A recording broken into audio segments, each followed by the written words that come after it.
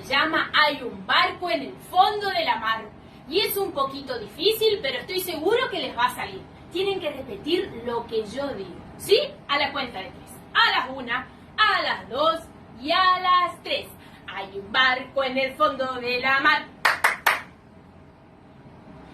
No repitieron. Tienen que repetir lo que yo digo. Otra vez. A las 1, a las 2 y a las 3. Hay un barco en el fondo de la mar. Hay un barco en el fondo de la mar. Hay un barco, hay un barco, hay un barco en el fondo de la mar. Hay un balde en el barco en el fondo de la mar. Hay un balde en el barco en el fondo de la mar. Hay un balde, hay un balde, hay un balde en el barco en el fondo de la mar. Hay un palo en el balde en el barco en el fondo de la mar. Hay un palo en el balde en el barco en el fondo de la mar. Hay un palo, hay un palo, hay un palo en el balde en el barco en el fondo de la mar. Hay un gancho en el palo en el balde en el barco en el fondo de la mar.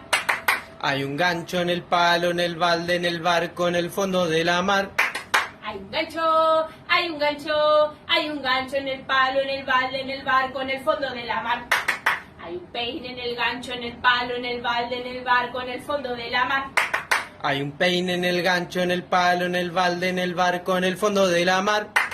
Hay un peine, hay un peine, hay un peine en el gancho en el palo en el balde en el barco en el fondo de la mar.